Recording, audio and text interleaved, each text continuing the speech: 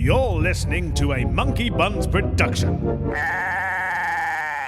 Hello everyone, welcome to Will I Beat Magnus? It's me, Alfie, and this is my podcast, and this is my journey. Yeah, I'm selling it a bit much. My journey into the FPL world's second season, and I've enlisted some fantastic people. Wow. Some fantastic people to help me win FPL. Seems ludicrous. Maybe it is, maybe not. So, good show today. All FPL centric, of course. We of course got Jordie, the footballer who plays FPL from the Netherlands, of course. Adds a bit of sort of flavour to our ranks. And calling away from Ireland, of course, we got Matt, Bowstring The Carp. And Will doesn't join us for the first half, well, the first 20 minutes, and then he comes in later to offer his much needed talky talk, as we say in the biz. So that's good. I don't know about you people, but I've activated my wildcard. I think some people activated the wildcard the week before last, and other people were last week. And this week, people aren't really doing it because there's the international break. People want to hold on for that, but I just want to do it now. I think I activated it on Saturday. That's how much I wanted to get it done. I just love making transfers. So it's quite exciting, isn't it, having wildcard? You can keep changing it all week. And I kind of wish, well, the game would be very different, but it's quite fun changing it all week, isn't it? Some decisions to be made. Who's going to be captain? Who am I going to have midfield? Are Man City going to score lots of goals against Leeds? Are Liverpool going to beat Aston Villa, or Aston Villa much improved? And Ross Barkley. Let's get going with the show. FPL, I want to be champion. Or at least I'm going to be top 10. Now there's this guy who plays the best at chess. If I beat him, that's relative success. Take it down now! Will I be Magnus? Or is this madness? Will I be Magnus? I got to know, I got to beat that Magnus. What a fantastic game week then, guys. Game week 3 turned out to be a bit freaky. Are we suggesting this is a freak game week, or have we learned something that we need to sort of action as we move forward? I mean, you only have to look at the results and you think, well, what the fuck happened last weekend? It's crazy. So many goals again. Man City losing 5-2 to Leicester. West Brom Chelsea 3-3. And Wolverhampton conceding 4 against West Ham. Well, I know, it wasn't right, that, was it? It's not right. I don't like it when West Ham score 4 goals and don't concede. It's crazy. I've always seen West Ham with the potential to score goals. I mean, if you look at the players they got at the front, it screams for goals, like Yarmolenko, Lanzini, Antonio. But is Lanzini actually playing anymore? Lanzini is on the bench, I think. He's a quality player, though. He is a quality player. You enjoyed game week 3, didn't you, Matt? Yeah. I think enjoy is probably a too strong of a word. Yeah, look, it was entertaining, I'm sure, from a neutral point of view, but there was far too many penalties for my liking. It was one of those freak game weeks that comes along every now and then and just blows everything out of the water. And after discussing Fernandes last week and how we didn't really like Bruno Fernandes, it was always going to be the way that he got a penalty after full time. I'll keep my mouth shut about Fernandes now. Yeah. Now, I don't want to pin all the blame on you, Jordie, but I purposely didn't put Fernandes in my team because you were so against him. Yeah, I'm still. It's still against. Good. Well, I'm glad. Because he's Portuguese. Okay, very controversial, but there's a few things that I think the whole community called the whole game week wrong, right? Because it was a freakish game week. I'm a bit annoyed myself because what did we get? So yeah, Matt, you got 54 this week, a bit of Mason Mount action and a Southampton clean sheet. Will got 51. Jordie, you got 47. You captain KDB. I think I got 49. So we did all right. We got away with it, I would suggest. I think we did, yeah. Just about. If you had given me 47 points on Sunday night, I would have been glad with that because I got I got a clean sheet from Villa and I got Martinez and Konsa. So Well, yeah, well, that was good gamble then in the end. I mean, I captained Timo, what's his name? Timo Werner in the end. Timo, yeah. Tina Turner. Yeah, Timo Turner. Oh, I like that. That's good. Because Will was like, make sure you captain him. He's going to score loads of goals. And I agreed with it. I thought he was going to demolish West Brom. That didn't really work out, did it? You went with Harry Kane, didn't you, Matt? Yeah, it was disappointing what happened with Spurs. You know, they played really, really well. And then, of course, Son got taken off at half-time with a suspected hamstring. And like that, the game kind of changed. But, you know, they were always in control, I thought, for most of the game. And then Newcastle got that penalty at the end, which leveled things up. So I'm sure that's probably why Will isn't joining us. He's maybe still hurting from the decision. He thinks that we're going to talk about Spurs without him. And he'll avoid it. Well, we'll come back to it. We'll wait. But it's a funny one, the old Son situation, isn't it? Because apparently he's going to be out for 5 years, according to Jose. And now it's... He did mention that he was able to play this weekend. Yeah, apparently on Sunday he's potential. Strange, yeah. Because, I'll tell you what, lads, I put my wild card on the table this week. And Son, you already pressed the button? I pressed the button, mate. I'm dead excited. Now, the Man City game, I'll be honest, Man City gave me a bit of a headache, actually. And with that game in mind, should we be thinking differently about bringing Man City players into my team? I mean, I haven't got any at the moment in my sort of current wild card team. Yeah, they are a bit of a headache, and even Foden, like, you know, we were talking about the prospect of Foden getting into the team and how he can be a valuable asset for, you know, in the kind of 6.5 million bracket.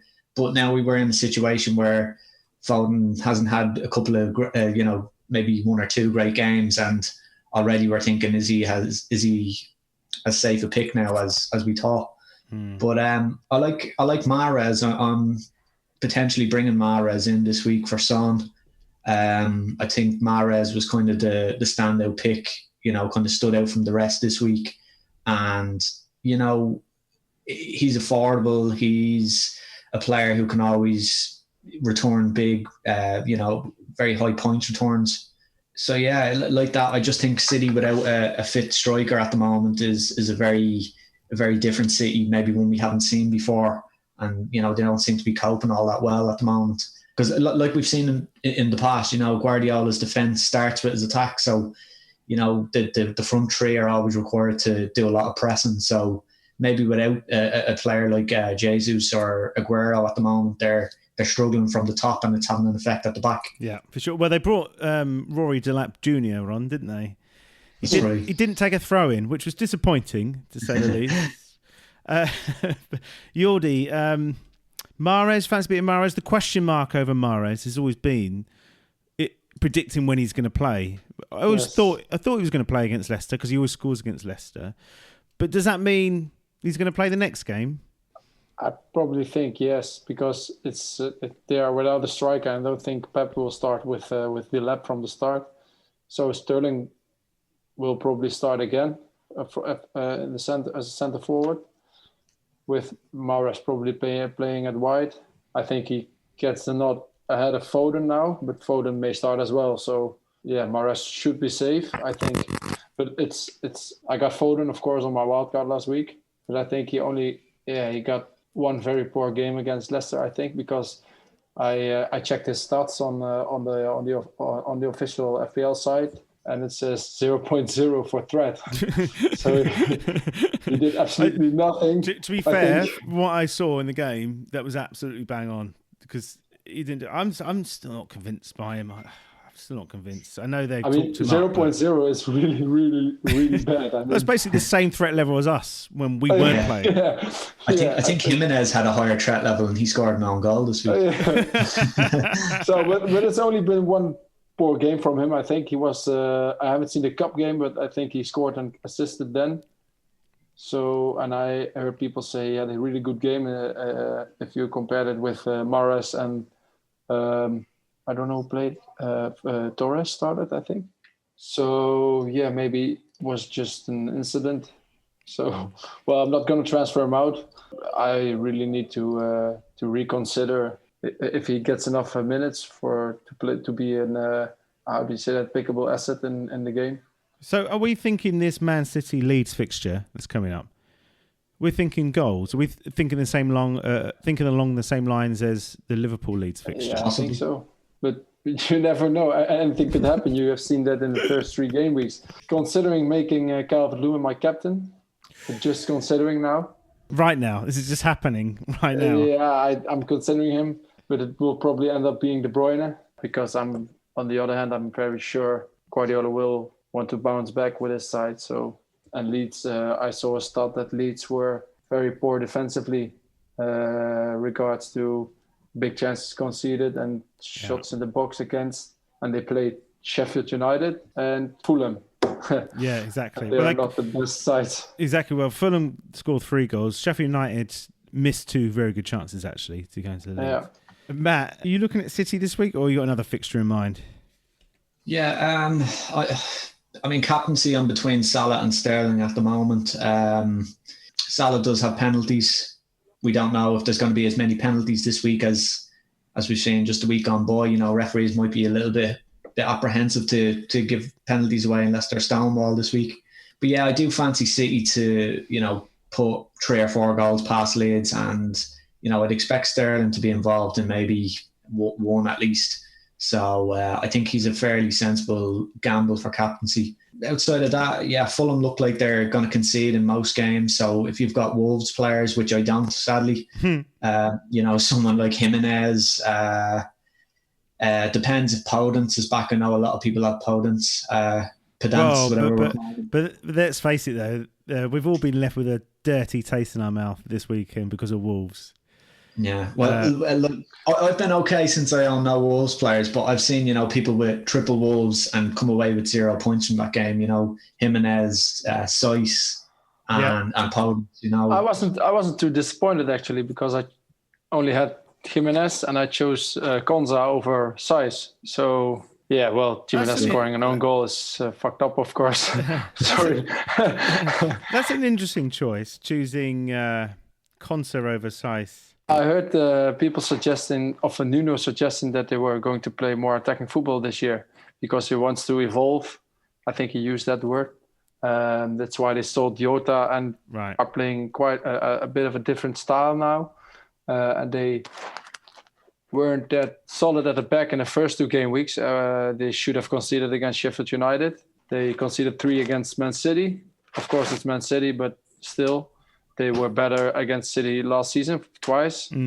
Just didn't think they were going to be reliable at the back, so I chose Konsa because I was always I'm also able to rotate Konsa with Lemty, and I don't want to bench Lemty every game week. He's given 3 assists in 3 game weeks now, so Konsa and Lemty, the rotation works for me. I think it's only the upcoming game week now where it's getting tricky. Lemty away to Everton or Konsa to Liverpool. But it's really the only game week where I'm having doubts on who to play. Villa, of course, play Liverpool next. Look, I've drafted Mane into my team, and I was thinking about captaining because his scoring record against Villa in past years is like 6-5 or something like that. Liverpool look really good, but Aston Villa improved. I mean, we're putting this down as a Liverpool win. Are we right to do that, really? After this week, I find it very hard to confidently predict any scorelines now. But the thing about Aston Villa is they've won both of their opening games. You know, their confidence is very, very high, and I think confidence makes a huge difference to, you know, teams of Aston Villa's kind of stature. You know, that kind of psychological boost makes a huge difference to performance, I find. And even like, you know, as Jordie will probably want to talk about, you know, the addition of Ross Barkley will also give them a boost, you know, having another option in that kind of number 10 role in the middle of the pitch to try and create some more goals for them. So, yeah, it'll be interesting to see. You know, they'll have a dilemma whether to go out and try and attack Liverpool as Leeds did, you know, whether they can actually do it as effectively and come away with a result. That's one thing, or whether they want to sit back and try and grind out a low-scoring game. Yeah, but let's talk about Ross Barkley then. Jordie, currently listed at 5.9 million, which... Yeah, I've already added him to my watch list. And I've already checked the fixtures, because I think from an attacking point of view, The fixtures are really enticing starting in game week 6. They play Leeds United at home, Southampton at home, then it's Arsenal away, and then Brighton, West Ham, Newcastle. So I think from an attacking point of view, well, Dean Smith has them very reliable at the back, so maybe it's a fluke scoring 3 away to Fulham. But there could be goals in there, and 5.9 Ross Barkley. He was already on my watch list for the past 2 seasons at Chelsea, but he couldn't really nail down a starting spot. But yeah, if I need to get rid of Foden, for example, he is at a really good price. I mean, yeah, but it's Ross Barkley. Is he really going to do much? I think he's taking free kicks as well, because he has in the past taken them for Chelsea as well. I think scored a few for Everton. But what do you really expect from a 5.9 player? I mean, you don't expect him to score every week. It would be nice though, but yeah. Well, I think he could be a really good value. Yeah, I mean the other one was 6 million is Trossard, isn't it? I know we discussed him a lot. But I've definitely brought him in my side now. He had about 15 shots at the bar, I think. Yeah. Something 12 like at that. the post. I mean, they absolutely destroyed United. I don't know if you saw it, but I mean, it was ridiculous. So the way I see Brighton is that every week they are creating chances, and he's a very talented player. So for 6 mil, I think. I've had him in my team last year. You did? But, he wasn't nilled, I think. Now he played 3 times 90 minutes in a row, so... they bedded him last. Certainly a better prospect now. So what about Leicester and, more importantly, Harvey Barnes? Pretty cheap, 7 million. I know I said he was on my list of players I never want in, but, is there value there for this coming week? They're playing West Ham. Have West Ham changed? I mean... Do they set up better? Did they deserve to win against Wolves? Or was it, again, just another freak occurrence and West Ham will capitulate at any given opportunity? Yep. Basically, am I right to assume that Leicester are going to beat West Ham and score goals? Leicester and City, Leicester are always going to counter-attack, hit City on the break after they push their players up. They play a high defensive line. They get their centre-backs up near the halfway line to try and kind of overcrowd the spaces and stuff. I expect, Leicester and West Ham to be a very different game. West Ham will probably sit back and play similarly to how Leicester played against City. I'm sure they'll want to try and counter-attack. They did it quite well against Wolves. So, yeah, I'm not too worried about not having Vardy and Barnes. But, of course, I have to say that after taking Vardy out this week. But yeah, I don't think they'll do too much damage. Vardy is always the danger man. As we see, if teams aren't doing well defensively, they can concede a penalty and it just gives Vardy points, especially bonus points. He seems to hoover them up. But he does earn those penalties. He does earn them. Oh yeah, absolutely, no doubt about it.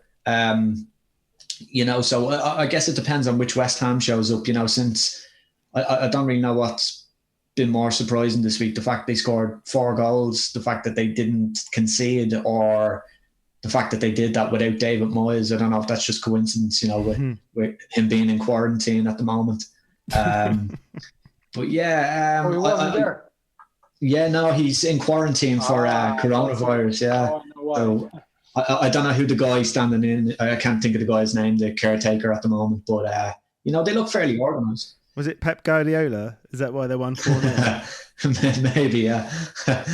But no, they looked organised. They've gotten points against Wolves. They can probably afford to sit back against a team of Leicester's quality at the moment. So, yeah, I do think Leicester will probably win. If I was putting money on it, I'd probably put Leicester 2-0. But yeah, I'm just hoping that Vardy isn't the one that scores both goals. Well, isn't he injured? And that would mean Iheanacho comes in. Yeah, right? They were saying that he has this ongoing hip problem that settles down after a couple of days. So we don't know if Rodgers is just kind of playing it down to, We've all got a hip problem that dies down after a few days. So it's me. I'm interrupting my own podcast to bring you some news about... What am I bringing news about? Nothing really. Just checking in. Hope you're all right. Do you want a cup of tea? Can't make you one for a podcast, but I can do one in my brain. Done it. Good. Those wondering how Jordie got on in his game of the weekend. He didn't want to do this on the pod. I didn't want to bring his mood down, but they lost 2-0. And apparently he didn't touch the ball, and it was all very bad. And I realised last week I didn't post anything about Jordie. So I'm going to try and do it in the blurb again. When I say try and remember. That sounds really bad, but trust me, remembering is not necessarily my strong point, okay? But I will try and do that. And his games you can normally see live on YouTube. So in future, I will post the link if you are interested in watching him. I'm definitely interested in watching him play. And yeah, that's it really. You can check out my other podcasts if you're into draft. If you're not into draft, just into pub football chat. That's called Das Boot Room. That's out now. That came out yesterday. And that's about it. I think we're up to date. Get in touch on Twitter, AlfPodsFF. And that should be all groovy. We can say hi. I mean, I'm all up for that. Yeah, good. All right then. Should we get back to the pod? Let's do it. Will's coming in the second half, so for all the Will fans out there, woo-hoo-hoo. So one player I was looking at, which I'm always divided on actually, maybe it's a bit left field, maybe it's not actually, and that's Chris Wood of Burnley fame. Burnley's next 3 fixtures, you've got Newcastle, West Brom and Tottenham. He likes to score against all of those, 1 in 3 against Newcastle, 1 in 1 against West Brom, 3 in 4 against Tottenham. Do you fancy a bit of hardcore Chris Wood action? No. No one ever does. No one ever does. Me neither. He's always a player that I never consider, but always ticks over with the goals, you know. Even when he gets a goal, I'm like, no, still not interested. And he'll score the next week, and I still won't be interested until, I don't know, the season ends or until enough of people own him that he's actually doing damage to my rank. But he outscores Firmino, and Firmino's like 9.5 million. Yeah, I think Firmino is one of those FPL players, you know, he's involved in creating the chances, but is never the one you want. He's kind of the, you know... Who do you guys think is more highly owned, Firmino or Wood? Oh, well, Wood would be more owned. It's cheaper, one. Right? He should be. Close. He should be more owned than Firmino because I think no one should own Firmino for 9.5 million. When I say Firmino is owned by 3%, yeah, I'd say he's close to Firmino. 2.9, maybe 4. 2.1. Ooh, less. Wow. So Firmino is more highly owned than Chris Wood, but yeah. Who the hell is buying Firmino at 9.5? Yeah, I don't know. Glory hunters, that's who. To be fair, Firmino has had only 1 point less than Timo Werner, so far. Yeah, so far. We'll Terrible see. Timo. I've dropped Timo already, you see. Yeah. Am I wrong to do that? I mean, it feels right to do that. I think he's bound to drop in price. He has already dropped in price. So, Will, thank you for joining us. We were just talking about Turbo Timo, and I was just saying that I've dropped him for and Chris Wood and Firmino for some reason. I've dropped Timo now. You told me I capped him in last week, but my forward line now looks like Ings, Jimenez, and Dominic Calvert-Lewin. What do you think? I think that looks pretty good. I mean, I think the thing with Timo is once I got there's a rumour that Tammy was going to play, and that kind of put me off captaining Timo because he'd be shifted wide left.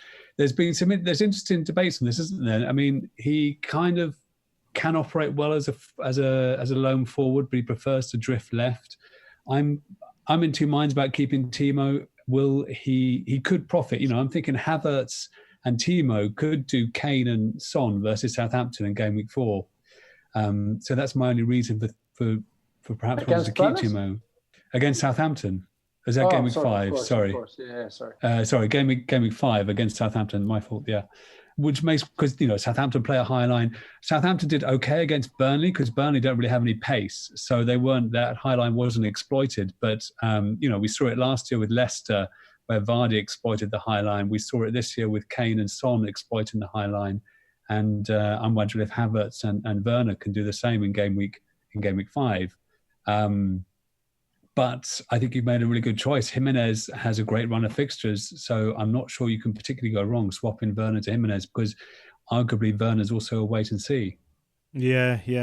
I did wait and I saw and I didn't like it. You went. Can you guys explain to me, please? This is something I want to learn. How does the price drop thing exist? Like, how do players' value drop? How does it drop? What happens? Just when a certain amount of fantasy managers transfer them out, they have like a threshold. So if they reach 20,000 transfers out, they'll reach a price drop. But we don't always know the figures or the algorithm, so that's why these sites exist. I can't even think of the name of the sites now. I just have it saved as a bookmark. Yeah. That's the one, FPL Statistics. Yeah, that's the most close. And things such as ownership, so it's the threshold in relation to their ownership base, and things like flags as well. So if a player can be flagged, that can slow or increase the threshold before the price drop, or if a player just been unflagged, their price might be frozen for a while. Do you mean, when you say flagged, do you mean on the watch list? Flagged as in injury. Oh, sorry, injured. Okay, so that works the same way the price going up then. So if 20,000 managers buy Chris Wood, for example, the price goes up. It will now after hearing this podcast. And everyone will drop Firmino. Yeah. So we're not going to go over what we talked about earlier on, but moving forward this week, what players you're looking at, what decisions you're going to make? I'm looking at loads of players this week. I'm wondering about Doherty. I think he's been very unlucky not to get returns so far. But I'm actually worried that he might not do too well over the next couple of game weeks. I think it's even in my mind the possibility that Aurier could start because of Rashford against Manchester United. So I'm considering him to Saiss because Fulham have been particularly poor in the air and conceded. Mings could have had more goals on in the Villa game, and Gabriel scored for Arsenal in game week 1. So I'm thinking Doherty to Saiss is maybe one move. I've got to get in a City player, probably De Bruyne for Son, and I might need to make another transfer. The other player I'm really not sure about in my team, having hyped him up and said, God, he's great, and he'll probably be on penalties. James Rodriguez was a bit of a letdown. I've dropped him. Yeah, and because does he assist the assister? I'm worried that he just plays too deep and isn't going to do anything. So I'm looking at maybe selling him. Trossard was mentioned before. I might be looking to get Trossard or even Foden. Ross Barkley said. Yeah, even he might. Yeah. Game week 6. Well, you should have Ross Barkley. Game week 6, I'm looking at Villa. I'm hoping Watkins, I thought, looked very good on his debut, but just a bit nervous, and he rushed at a few things. But I think given time to settle down and get used to the Premier League, I think he could be great. So game week 6 could be a good time for Watkins. But he also changes things for Villa. He offers them something now. So as a team, they look a bit more effective. And he actually frees up Grealish, actually, because they didn't have a striker before, did they? So. Yeah. Can you feel it? Ultimate fantasy. It's the fantasy rub, baby. Rub-a-dub-dub, rub-a-dub-dub-dub, rub-a-dub-dub, rub-a-dub-dub-dub. Why are you always messing with my formation? I was telling these boys earlier, Will, about Mane and the fact that he scored 6 goals in 5 games against Villa. And then Jordie pointed out that 3 of those might have been for Southampton back in the day. Fastest Premier League hat-trick. The fastest Premier League. I mean, so my question to you is, my Mane spot in my team, it could either be Mane or it can be another premium like Kevin De Bruyne. I haven't got any City players because I'm a bit pissed off with City. What do you think? Have you got Salah? I don't have Salah. No, I don't like Salah. Okay. Right. Based on that rational thought. We should end the pod now. No, I do like Salah. It just feels boring just to go for Salah and Mane all the time. Well, yeah, maybe. Maybe get one and not the other. If you favour Mane, then fair enough. I mean, what are your thoughts on Villa improving at the back? I kind of feel that over Project Restart, they had that period building up to Project Restart where John Terry kind of got to work a bit with the defence, and they've just looked a bit more solid. I'm wondering whether I want to captain Salah against Villa. I mean, Liverpool are in such good form. I sort of feel a Liverpool captain is can't really go too wrong. It's a safe option. But Man City are exciting. And I think if you've got 2 premium slots in your teams, then Sterling, the thing about Sterling and De Bruyne is they're the nailed options in that City team. And playing time is really important. And playing time in a City team that should create lots of chances when they're on their day, and against decent opposition is a valuable asset to own. And think about Liverpool, actually. They've been playing very well, but they haven't been banging in loads of goals. actually, have they? Have they won 2-0, 2-1? 4-3 game week 1. Yeah, but that was against Leeds. So in that theory, right, that's it. I'm changing Mane. KDB or, as Matt says, Mahrez, which is basically he's going off my tip from last week, but that's fine. That's fine. We'll do that. So yeah, Mahrez or KDB then, Will. Go on. Well, do you think, Matt, is Mahrez nailed? Well, I think my decision to get Mahrez is probably based on the fact that I still have my wild card. So if it doesn't go to plan, I can always jump off and just rearrange the team. To someone who's probably, looking to make a calculated, safe transfer, maybe if you can stretch to De Bruyne, I'd probably get De Bruyne. My problem is having to take a hit to get De Bruyne and, to find the cash. So I'm not really too keen to do that. And you own Sterling already? Yeah, Sterling already. So, like yourself, I have Son, so I'm looking for a replacement. And I feel like Man City are going to trash Leeds. I think, Leeds conceded chances to Sheffield United, who I would say is probably the worst attack in the Premier League since coming back. They're always chopping and changing their strikers. They never seem to create a lot of chances. I know Ollie Burke had a few chances, and I think they had a goal ruled out for a foul in the build-up, something like that. We've seen Leeds' approach to a team like Liverpool, and they just go out and they attack and they leave spaces and hope to score more than their opposition. And I think playing against a team like Man City I just think that's going to be a disaster. I think City are going to put 3 or 4 goals past them, and I'm just hoping that Sterling can be involved. And if Mahrez starts, hopefully he can chip in with creating a few of the good chances. Not like Man City to disappoint, though, is it? No.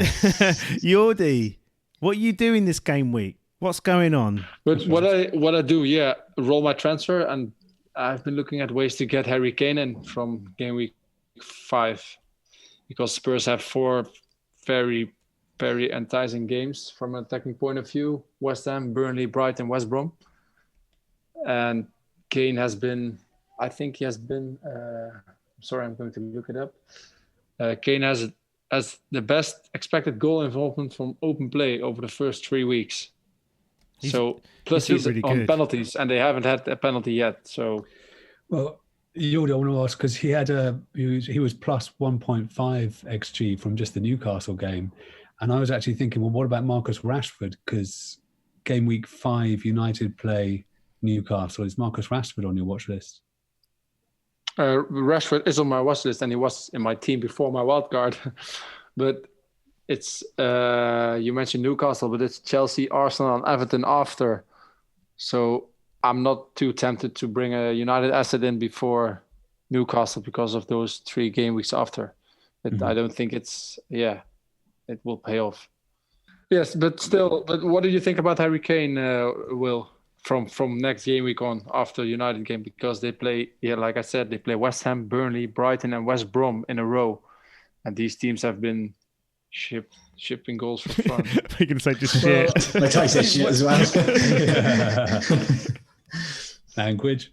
I think Matt was really unlucky with the captaining Kane last game week, because it's really unlike Kane to miss so many, to have like a high XG and not to meet that and not to convert those into goals. So I think he's a good pick. I would say I think West Ham, you should discount their game week 1 performance because they've sorted themselves out. There's something wasn't right in the camp. They're all annoyed about Diangana being sold, but they've looked much more impressive since then. So I'm expecting a tricky performance, a tricky match against West Ham. But in general, what's really impressive about Spurs is that they've just shown in 2 matches. The first match against Southampton, they were great against a high line. Second match against Newcastle, they were great against a low block. That's really encouraging for the season. Yeah. And Kane was involved heavily in both those matches. So I'm not overly worried long term about Kane's performance. And the result last night, the second half performance last night in the League Cup against Chelsea was just fantastic.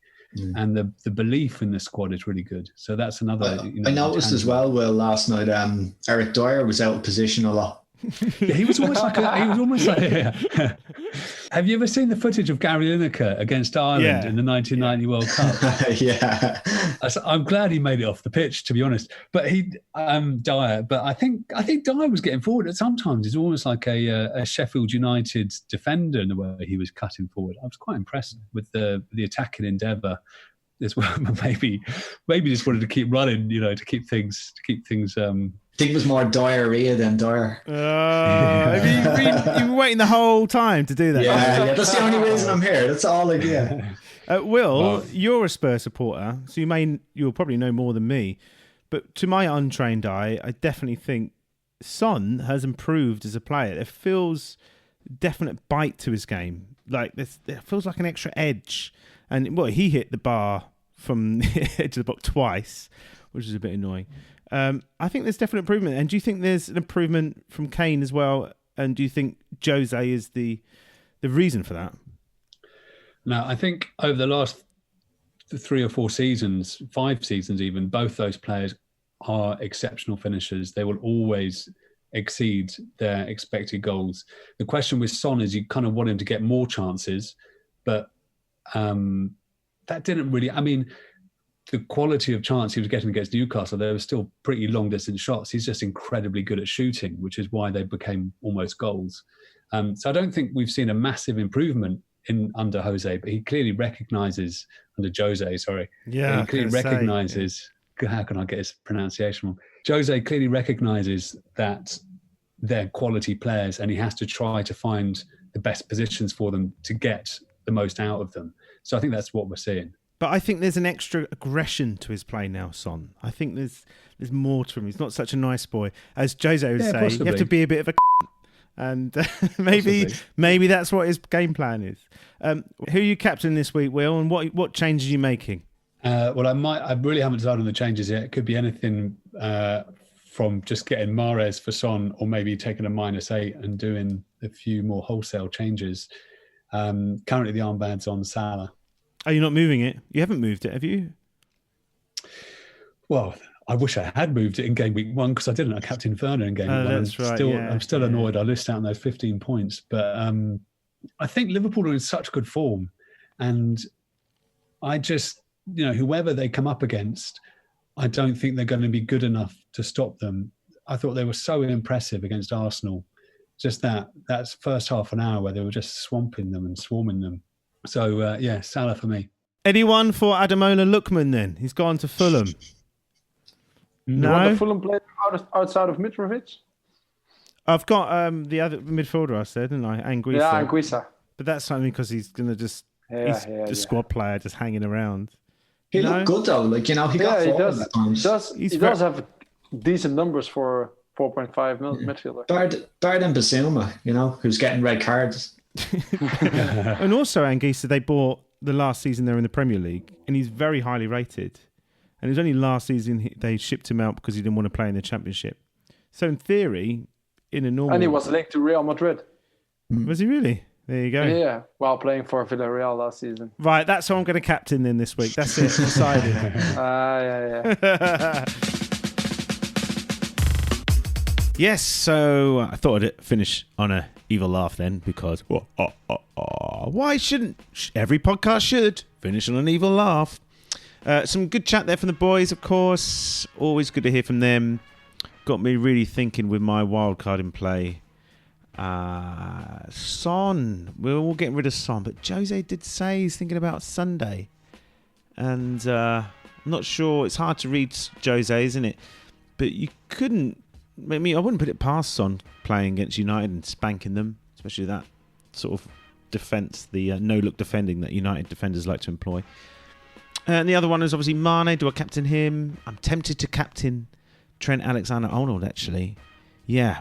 I mean, it's not fashionable to captain defender, is it? But I want to try some Maverick things and see if they work this year. I don't want to follow the trend. I might follow the Trent. Oh, sometimes. The other thing as well, I've got Mahrez in my team at the moment. I keep changing things, but KDB, I mean, it would be silly not to have KDB. I can afford him. I do like Mahrez, though. And against certain defences, really do struggle against him. He's such a unique player, and I think he's massively underrated in the Premier League. Massively underrated, maybe in his price. I don't know. He seems to always score when he plays. If he plays, that's the question. Good luck to everyone in game week 4. We'll be back next week. And there's nothing else to do but to finish on another evil laugh. Oh.